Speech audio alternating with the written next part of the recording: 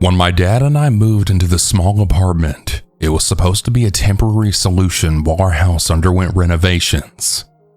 We were adjusting to our new surroundings in the apartment complex, which for the most part was pretty quiet.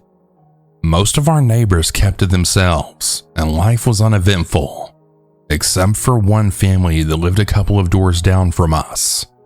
The family consisted of a mother and her 2 adult children, a son and a daughter, both in their 20s. From the moment we moved in, it was clear that their household was far from peaceful. It seemed like every other day their arguments would spill out into the common areas of the complex.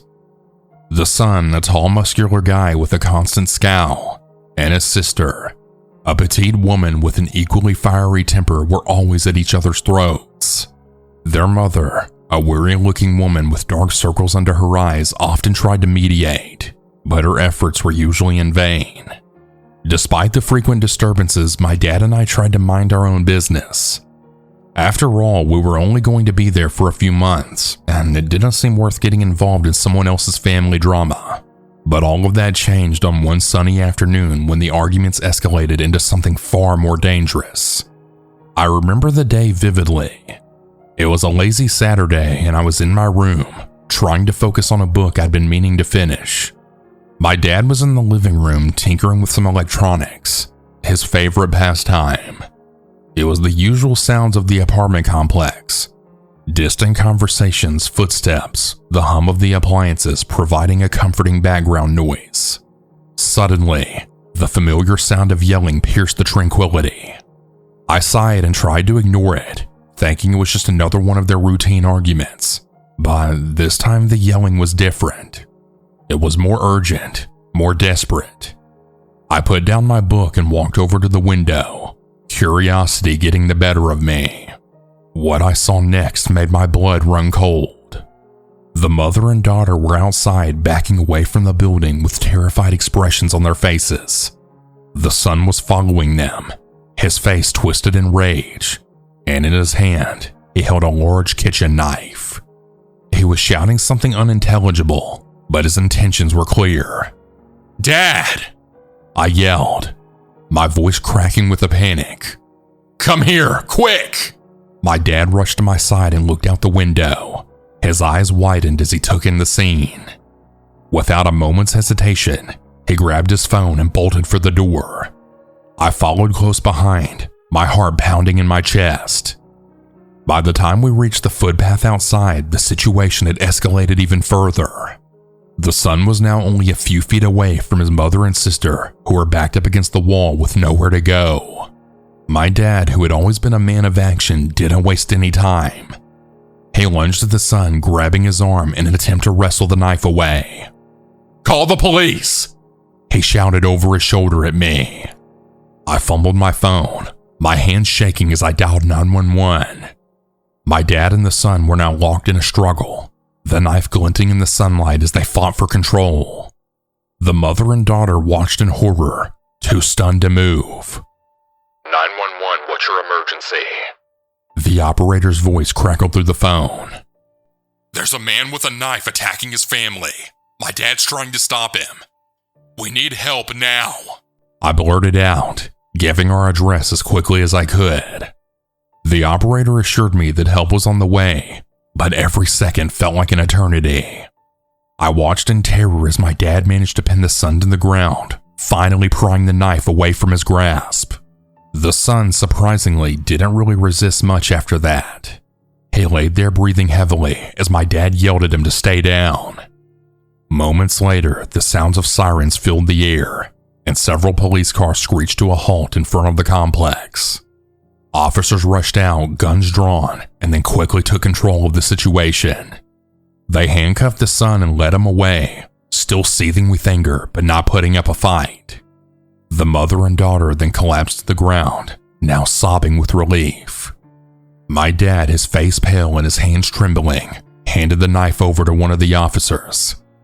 I stood there still clutching my phone, feeling a mixture of fear and admiration for my father's bravery. One of the officers approached us and took our statements. The mother, once she had composed herself enough to speak, explained that her son had severe anger issues. She told us that he had been struggling for years, and this wasn't the first time he had become violent. She expressed her gratitude to my dad for stepping in and possibly saving their lives. As the police drove the son away, I couldn't help but feel a sense of uneasiness. What if he came back? What if the situation escalated even further next time? These thoughts swirled in my mind as we returned to our apartment, the adrenaline slowly wearing off.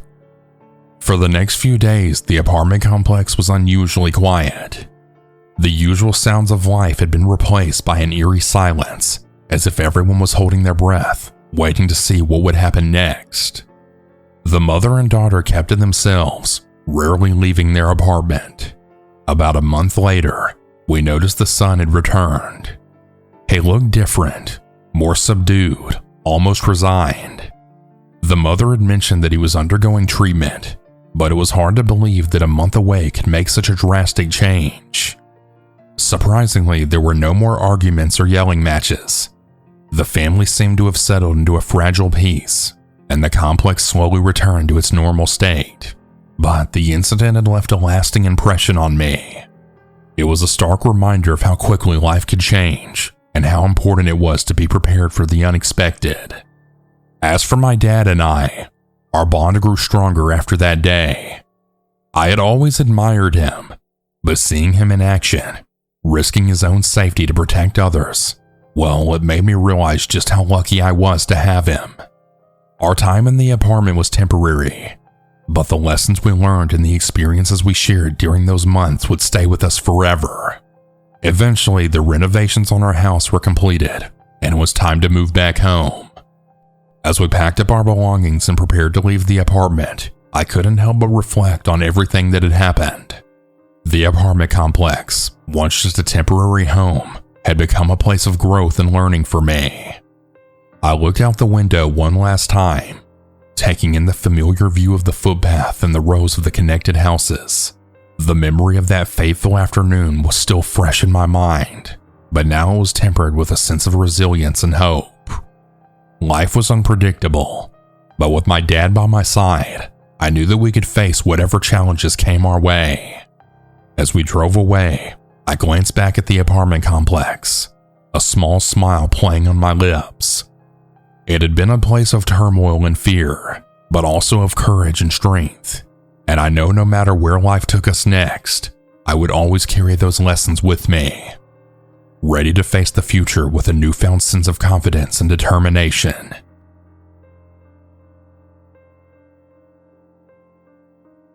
My name is Bob, and I've been a fan of this channel for a long time. I'm an older viewer, probably a lot older than most. I'm almost 70 years old now, but the story I want to share happened when I was just 10 years old. Back in the summer of '64, I had a job delivering milk around my neighborhood. Yes, I'm that old. It was a quiet suburb with neat lawns, picket fences, and cozy homes. Every morning before dawn, I would load up my bicycle with clinking glass bottles and pedal through the serene streets. One thing that set our neighborhood apart, the mysterious Mr. Franklin who lived at the end of Elderberry Lane. His house was an old Victorian with dark curtains always drawn. Rumors said that he rarely came out during the day, preferring the cover of night for his activities. I noticed Mr. Franklin during my third week on the milk route. After leaving milk on Miss Thompson's doorstep, another local in the neighborhood, I had felt a shiver down my spine. Turning around, I saw him, Mr. Franklin standing in his overgrown garden, his pale face framed by messy gray hair. His unsettling smile made my heart race. From then on, I always felt his eyes on me during my deliveries. Sometimes I'd catch glimpses of him behind his curtains or see his figure under a street lamp. It seemed that he was always watching but never approaching. As time passed, Mr. Franklin's presence became more real to me. My bike would be moved or I'd hear footsteps behind me in dark alleys. One foggy morning, I saw him standing far away under a streetlight, his smile directed not at me but something behind me. a chilling sight that made me spin around in fear. Fear became my constant companion. I started taking different routes and avoiding quiet corners where Mr. Franklin might be lurking. Despite my efforts, I couldn't shake the feeling of being watched. Well, one really hot afternoon, seeking refuge from the heat in an abandoned warehouse, I overheard two men talking about Mr. Franklin. They spoke in hushed tones, warning each other about his collection of photos and letters about people in our neighborhood, more specifically some of the children in the neighborhood. They said he watched everyone closely, and they needed to keep an eye on me. Well, I couldn't sleep at all later that night. The thought of Mr. Franklin's obsession with collecting information about us gave me the chills. Finally determined to confront him, I set out on my milk route at dawn the next morning.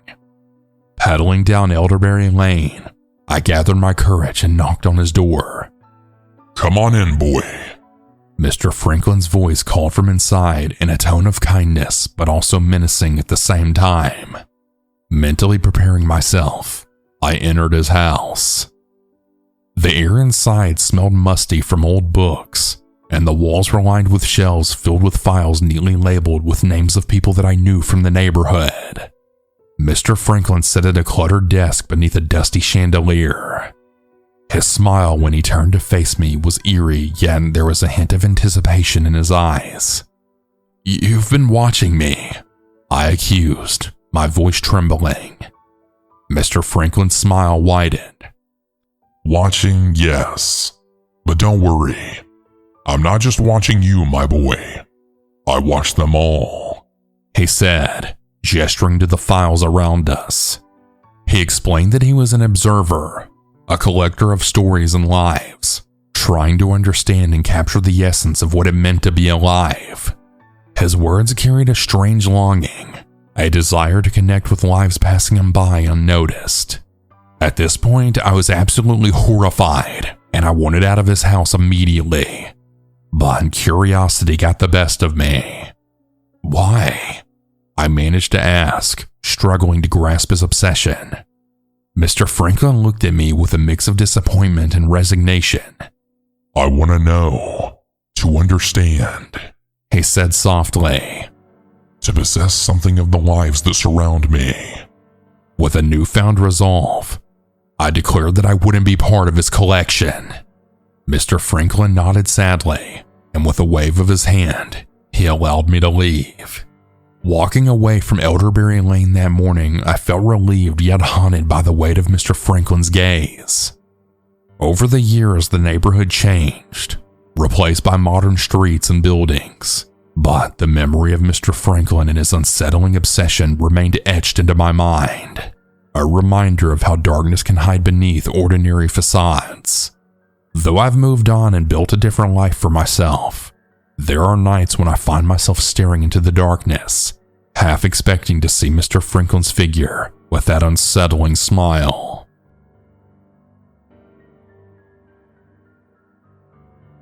I've always been good at blending in, at becoming part of the background. It's a skill that served me well over the years, especially now as I watch her, the young woman in apartment 3B. From my vantage point across the courtyard behind the safety of drawn curtains and a partially open window, I observe her daily routines with a mix of fascination and longing. And if by now you couldn't already tell, this is a different kind of story, the one where I'm the creeper. Anyways, she doesn't know me. Not really. To her, I'm just another face in the building, perhaps a neighbor she passes in the hallway or nods to in the elevator. But to me, she is my everything. Her name is Sarah. I learned that from the mailbox one afternoon when I chanced to see her retrieve her mail. Sarah with the easy smile and the infectious laugh that echoes down the corridor on occasion. I know her schedule almost as well as my own. In the mornings, she emerges from her apartment at precisely 7:45, dressed for work in smart blouses and pencil skirts that accentuate her figure. She carries a sleek black briefcase and often stops by the coffee shop on the corner before then disappearing into the throng of the city's morning rush. I've imagined countless scenarios where our paths might cross naturally. Perhaps at the corner cafe where I could strike up a casual conversation about the weather or the latest news. But I know better than to risk the fragile fabric of my carefully constructed reality. No, it's safer to remain in the shadows, to watch and to wait. During the day, I occupy myself with mundane tasks, an errand here, a trip to the grocery store there, all the while keeping one ear tuned to the hum of life in the apartment complex. Occasionally, I'll catch glimpses of her through the frosted glass of her kitchen window as she prepares dinner or unwinds after a long day. Nights are the hardest, when the silence of the building presses in around me like a suffocating blanket. That's when I find myself drawn to the window, drawn to the faint glow of light from apartment 3B. Sometimes she reads, curled up on the couch with a book held close to her chest. Other times she watches television, the flickering screen casting shadows across her face. I wonder what occupies her thoughts during those quiet moments. Does she think of me, the faceless neighbor who watches her from across the courtyard? Or does she go about life, oblivious to the silent presence that hovers on the periphery of her world? I've tried to rationalize my obsession, to convince myself that it's harmless, that it's merely a passing fascination. But the truth is far more insidious. I can't tear myself away from her. The need to know her, to understand her. It consumes me in ways that I just can't explain. Tonight is no different. As I stand at the window, the darkness outside broken only by the soft glow of streetlights, my gaze inevitably drifts to apartment 3B. I see movement. A flicker of movement that draws me closer to the glass, my breath fogging the window pane. She's there, framed against the lamplight from the living room, her silhouette ethereal and distant. There's a vulnerability about her in these moments, a rawness that she only reveals when she thinks no one's watching. And yet, I'm watching. I'm always watching. Suddenly she turns, as if sensing my gaze from across the courtyard. My heart lurches in my chest, and for a fleeting instant, our eyes meet through the glass. Panic surges through me, threatening to unravel the fragile threads of my carefully constructed facade. But then she smiles, a small knowing smile that sends a shiver down my spine. Does she recognize me? Does she even understand the depths of my obsession, the lengths to which I've gone to remain hidden in plain sight? Or is it merely a trick of the light, a figment of my fevered imagination? I drew back from the window, retreating into the darkness of my own apartment. The weight of my guilt settles heavily on my shoulders.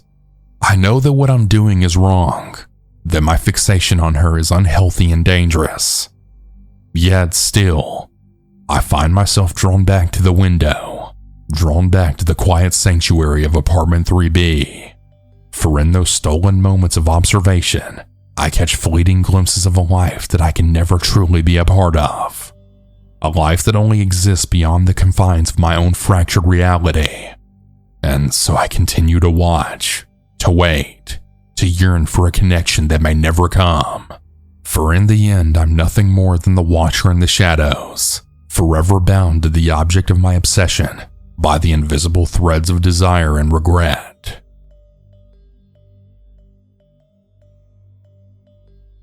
My name's Kevin, and I really love the busy streets of Chicago. There's always noise, cars honking, sirens far away. It's what I'm used to, you know? But things changed when Doug moved in next door 3 months ago. At first, he seemed normal enough, nodding in the hall, sometimes riding the elevator with me. But as time went on, I noticed strange things about him. He stayed up really late even when I got home around midnight. Sometimes I'd see a shadow moving past his window like he was pacing. Then there were the noises. Sometimes I'd hear whispers or sounds through the walls. It was like Doug was talking to someone who wasn't there. Well, one cold night in October, I got curious. I tiptoed down the hall and pressed my ear to Doug's door. At first, it was just creaks from the old building, but then I heard Doug's voice, soft and talking in a language I didn't know. It gave me goosebumps. Well, the next morning, I couldn't stop thinking about it. I asked other neighbors if they noticed anything weird about Doug as well, but they just shrugged it off, saying he was just a quiet guy. I kept watching Doug after that. I saw him in the building, always alone and looking uneasy. He'd appear and disappear like a ghost. One rainy day, I saw Doug in the courtyard staring hard across the street. He looked like he was concentrating really hard, like he was seeing something nobody else could. Doug's weirdness started to really make me feel uneasy in my own place. I started locking my door more and closing the blinds at night. I even thought about moving out. Then one night after a long day at work, I saw Doug in the hallway. He was staring right at me. Kevin? He said suddenly, his voice rough like he hadn't talked in ages. I froze. Yeah? I said nervously. You've been watching me, Doug said, his eyes narrowing. I stumbled trying to explain. I've noticed things, I said, my heart racing. Doug got closer, and I felt really small in that hallway. You don't get it, he whispered. There are things you can't understand. Things that I see around here. His words hung heavy in the air. The hallway felt tight, like it was closing in on us. Then Doug went back into his apartment without another word, leaving me shaken. After that, Doug kept to himself even more. The strange stuff quieted down, but I still couldn't forget what happened. I learned that sometimes people are scarier than you think. Doug's mystery made me think about how safe we really are, even in a big city like Chicago. Now when I walk around, I sometimes look up at Doug's window, wondering what secrets he's hiding. The city keeps moving, but I know there's still doubt lurking in our building. And what the hell was Doug talking about with the things he's seen around here? I guess I'll always wonder.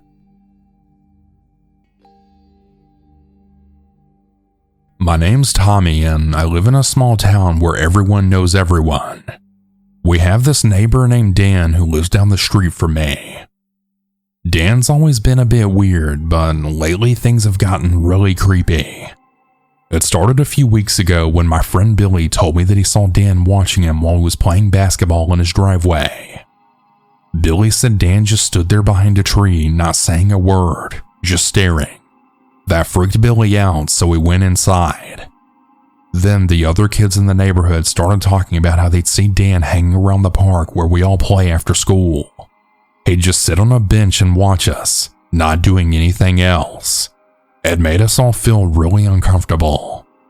One day I was riding my bike around the block when I saw Dan's car parked on the side road near the park. He was inside, just sitting there, staring at the kids playing. I felt this cold chill run down my spine, like something wasn't right.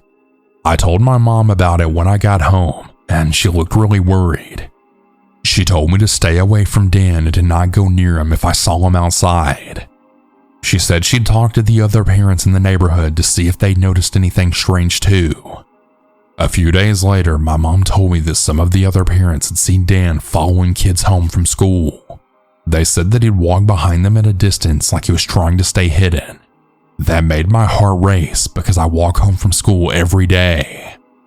One afternoon as I was walking home, I saw Dan across the street. He was standing behind a tree watching me. I walked faster trying to ignore him, but I could feel his eyes on me the whole way home. That night I couldn't sleep. I kept thinking about Dan and how he'd been watching us all. I didn't feel safe anymore, even in my own house.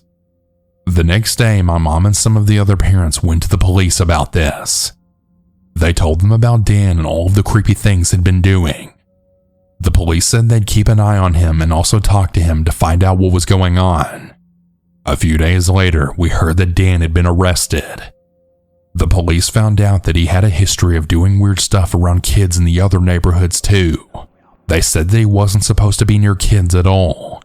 He was a registered sex offender.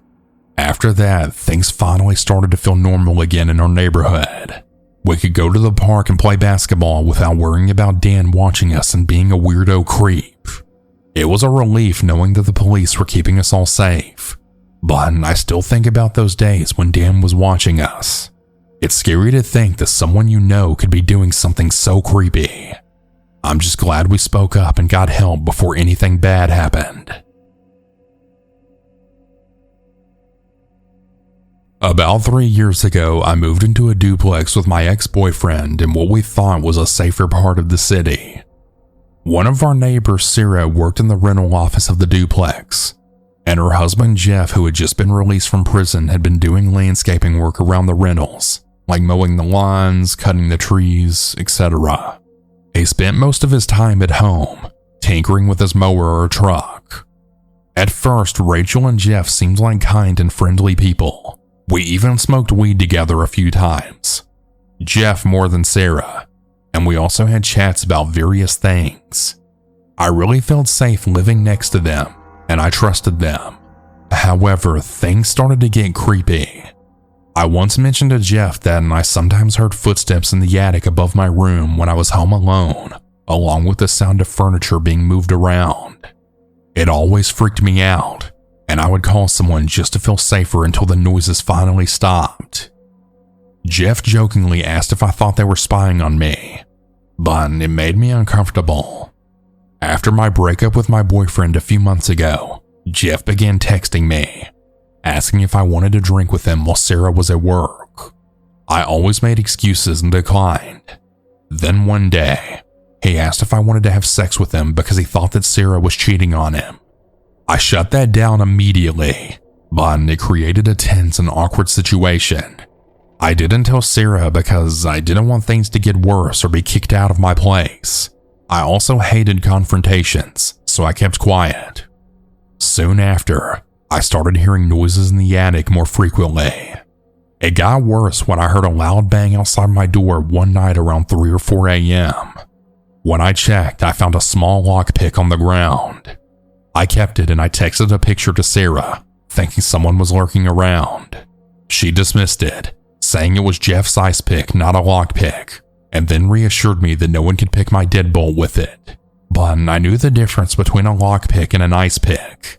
Now I'm terrified to be alone in the duplex, especially at night. Our attics are connected, and I can't shake the feeling that Jeff might be up there spying on me. I even discovered a freshly drilled hole in the ceiling of my room. I stuffed it with paper and just try not to think about it too much. I hope it's just paranoia and that nothing more will happen. Despite all this, I haven't reported anything to the police because I lack solid evidence. I have the lockpick and pictures of my door being tampered with, but whenever I checked the attic, it was empty. I never went in alone because the attic entrance is in my garage and it requires 2 people to access. By the time my ex-boyfriend arrived when I called him over about the noises, whatever was making them would be gone. I'm really hesitant to report anything without concrete proof. For safety, I've been staying with my current boyfriend until I move out in a few weeks, despite my neighbors being upset about my decision to leave. After that, I stopped hanging out with them, and I only spoke to them when we were both outside together.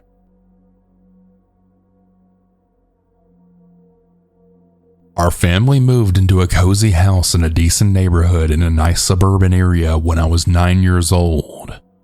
It was a peaceful neighborhood with friendly neighbors, except for one house that always seemed a bit off. Nathan lived in the house next door. He was in his late 40s, always wore the same faded denim overalls, and had a crooked smile that made me uneasy. Nathan was friendly at first, often waving and trying to strike up conversations with my parents whenever they were outside gardening. He had a wiry build and dark bushy hair that always looked unkempt. As time passed, Nathan's behavior started to become more peculiar. He would linger at the edge of our property, staring at our house for long periods without saying a word. Sometimes I would catch him watching me play in the backyard, his eyes following my every move. It made me feel uncomfortable, like I was being watched by a predator. One day my mom found a note tucked under our doormat. It was written in messy handwriting, saying how much Nathan liked our family and how he wanted to be our friend. The note made my mom feel uneasy, but she just brushed it off as Nathan just being lonely. Things took a darker turn when Nathan started leaving strange gifts on our doorstep. On one occasion, it was a dead bird wrapped in the newspaper. Another time, it was a broken doll with missing limbs. Each gift sent shivers down our spines, and we began locking our doors and windows at all times. Nathan's visits became more frequent and unpredictable.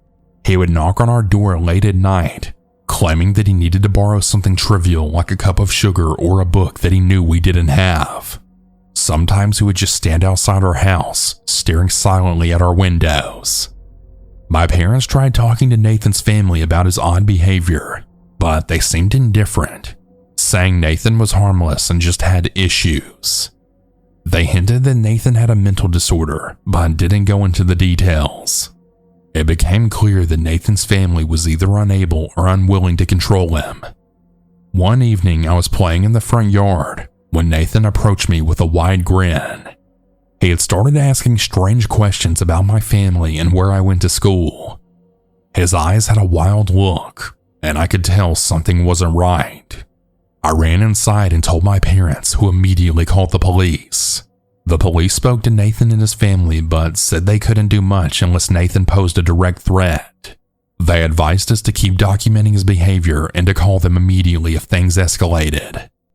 Weeks had passed without incident, and we finally started to relax a bit, thinking maybe Nathan had finally moved on. But on one stormy night, we heard a loud crash coming from Nathan's house. My dad went outside to investigate, and he found Nathan standing in the middle of his living room surrounded by shattered glass and broken furniture. He was muttering to himself, and he seemed completely disconnected from reality. We called an ambulance, and Nathan was promptly taken to the hospital. It turned out that he had a severe mental breakdown, exacerbated by his untreated mental disorder. The doctor said he needed to be admitted to a psychiatric ward immediately for evaluation and treatment. After Nathan was taken away, there was a sense of relief in our neighborhood. We learned more about Nathan's condition, and we realized that he had been struggling for years without proper care or supervision. His family eventually sold the house and moved away, leaving behind a community shaken by Nathan's unsettling presence. Looking back, I realize how important it is to take mental health seriously and to seek help for those who may be struggling. Nathan's story taught us compassion and the importance of understanding, even in the face of fear and uncertainty.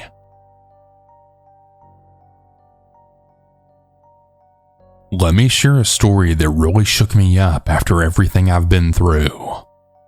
I'm a 32-year-old tall guy at over 6 feet and around 180 pounds. Recently, I've been dealing with a tough divorce. My wife moved out and I had decided to put our house up for sale. I moved into a new apartment to start fresh, trying to keep safe after a violent attack that I suffered. 38 stitches and a concussion later, and I'm still not in the best shape. For safety, I haven't changed my address officially. My mail goes to a P.O. box instead. It's a precaution that I took seriously. One evening, I was at home on my couch flipping through TV channels while watching baseball. It was almost 8 p.m., and I wasn't expecting visitors. None of my friends had mentioned stopping by. When the doorbell rang, I ignored it at first, keeping the volume low on the TV. But after about 5 minutes, the doorbell rang again. I cautiously got up, trying not to make the floor creak too loudly. Peeking through the peephole, I saw a petite woman in her mid-20s standing outside. She looked innocent enough, but I didn't recognize her. I decided to be cautious and keep the chain on when I opened the door. She greeted me by my name and held up a pie, introducing herself as Alicia from apartment C2, which was just across the hall and a bit to the right. I looked at her door and then back at her, hesitating before undoing the chain. Taking the pie, I asked how she knew my name. With a giggle, she explained that my mail had ended up in her mailbox by mistake. She then waved an envelope in front of me, a personal letter addressed to me at my new address. I took it, still feeling skeptical. I hadn't seen her around before, though I knew the guy who lived in C2. She giggled again, mentioning that she had just moved in, and extended her hand out for a handshake. Normally I give a firm shake, but this time I admit it was weak. She grinned widely, speaking a bit louder. "Nice to meet you." When I didn't respond, she lowered her tone. "Neighbor," and then stared directly into my eyes.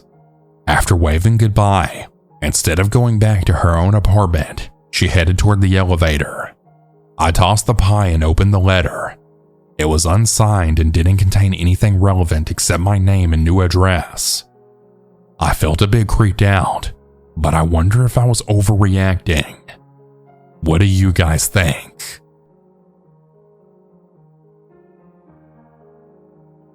Hey everyone, I want to share a story that really shook up me and my boyfriend. A couple of years ago, I moved to the UK for university. It was a big move for me, but I needed to get away from my parents' toxic situation back home. My first year at uni was spent in student accommodation where I met some really awesome people and enjoyed my newfound independence. I didn't meet my boyfriend until later, but life felt good. By my second year, I decided to move into a house with some friends that we rented through the university. It was nice to have our own space and not worry about noise restrictions like we did in our small shared flat the year before. My room was on the ground floor with a window that looked out into a small yard. I'd often go out there to smoke. There was an old thin wooden door that led to the street where we kept our bins and stuff. The door could only be locked from inside the backyard, so we tied it shut with some strings to keep it closed properly. We had neighbors on both sides. On one side were 5 guys who seemed much older than university students. They were a bit strange. One day there was a police incident involving them. One guy had attacked his flatmates with a kitchen knife and set their kitchen on fire. It was really scary to see one of them covered in cuts and blood. My flatmates and I helped clean him up and gave him a shirt to wear. The police took the guy away who caused all the trouble, but the guy we helped out was odd. He talked nonsense and made unwanted advances towards me. We noticed that he smoked a lot of marijuana, but we tried to be helpful and didn't think much about it at the time. After that incident, I'd see him around sometimes whenever I was coming home from uni or running errands. He once approached me on the street near a corner shop and tried to start a strange conversation. I felt really uncomfortable and ignored him. He said something creepy like, "I'll wait for you in front of your house so we can talk." I brushed it off as a joke, bought my drink, and headed back home. But as I turned into my street, there he was with his flatmate sitting on my doorstep. I panicked and called my male flatmate to ask him to tell them to leave, but he wasn't home. I waited nervously until they finally left an hour later. I rushed back home, locked the door, and felt relieved. Despite this, things got worse. One day while smoking in the backyard, I noticed the wood door was open. The strings we used to keep it closed were cut. I closed the door again and put on a new string, assuming it was just a mistake by one of the flatmates. Those weird neighbors often fought loudly, which disturbed my flatmates and me at night. We got used to it after a while though. One evening, my boyfriend stayed over as usual. He woke up suddenly in the middle of the night because of a loud noise and whispering. He woke me up quietly, and we listened in the dark. Suddenly, the wooden door banged open, and we heard footsteps near my window. We froze as we heard the backyard door being shaken, like someone was trying to break in. Thankfully, our curtains were closed, so they couldn't see us. We were ready to dress quickly and escape through the window if they came in. Then we heard my window open some more, and one of the guys spoke in a language that we didn't understand. They were trying to get in. My boyfriend and I jumped out of bed, grabbed my phone, got dressed, and then ran out of the room and out of the house. I called my flatmates and then the police. Luckily, the police station was nearby, and they arrived in less than 5 minutes. I was in shock, and I don't remember much after the police came. They caught one of the guys, but the other escaped. Later on, they found him a few streets away smoking weed. The police searched their house and they found drugs and a huge kitchen knife. It really terrified me to think they were trying to break in with such dangerous intentions. I never did anything to provoke them, so I couldn't understand why they targeted me and my boyfriend. One of them was sentenced to 2 years in prison for carrying a weapon with intent to harm. I moved back home a few months later because I was so scared and I couldn't stop thinking about what would have happened if my boyfriend hadn't woken up. I'm still coping with the trauma to this day. I often wake up from the slightest noise and have nightmares, but I'm really grateful to have my boyfriend by my side. We talk about it often, which helps me feel better.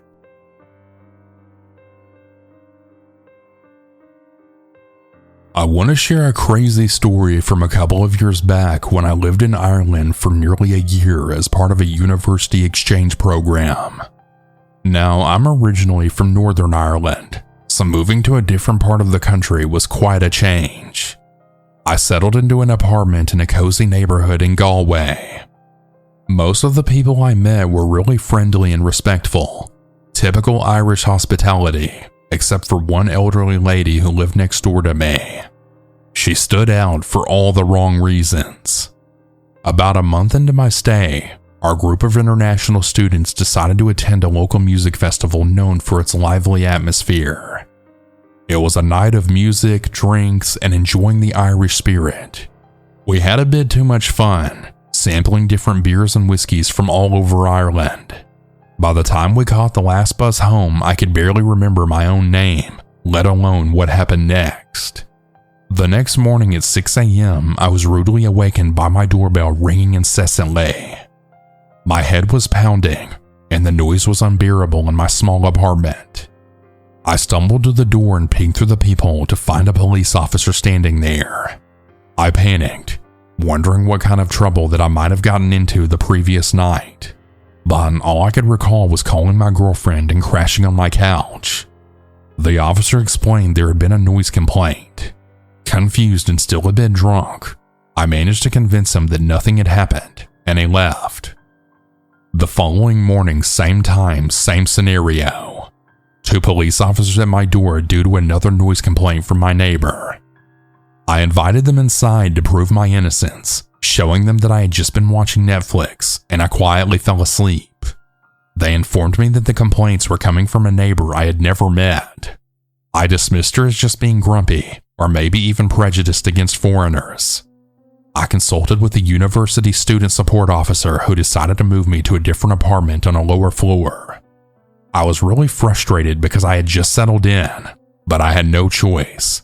They had planned to help me move the next morning. Ever have one of those nights where you wake up in a panic, convinced that something terrible is happening? That night I went to bed early, preparing for the move the next day. Then at 3 a.m., my doorbell went crazy. My doorbell rang incessantly, louder than ever before. I was terrified, frozen in bed, not knowing what to do. After what felt like an eternity, the ringing stopped. I cautiously approached the door and looked through the peephole, but saw nothing. I just knew it was that crazy neighbor. I didn't sleep much for the rest of that night. The next morning, still shaken, I kept peeking out my door, worried the neighbor might confront me again. When I checked my balcony, I then saw her for the first time. She had somehow contorted herself around the fence separating our balconies, staring straight at me. It was eerie. We locked eyes briefly before she swiftly retreated back to her side. Moments later, the doorbell rang again. I was convinced I was in some horror movie scenario. Thankfully, it was just the movers arriving to help me relocate. I quickly explained the situation and then hurriedly packed my belongings to move downstairs. Apart from one unnerving encounter where she showed up at my new place asking about the police, I had managed to avoid her after that. It seemed that the police had stopped responding to her calls, which I'm thankful for.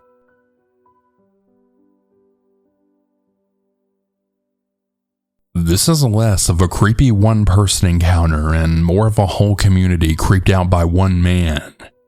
The neighbor in question is somewhat famous for his lawn, an impossibly thick green landscape that he had tended by a company. I've vaguely been aware of him losing it on the landscapers, screaming at them outside.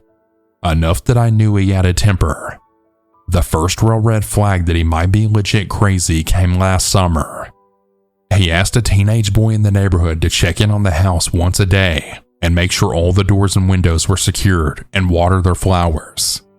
The day they left though, he left a crazy list, saying the kid had to be there multiple times a day, turning off and on different sets of lights at specific times, and leaving weird chores for him.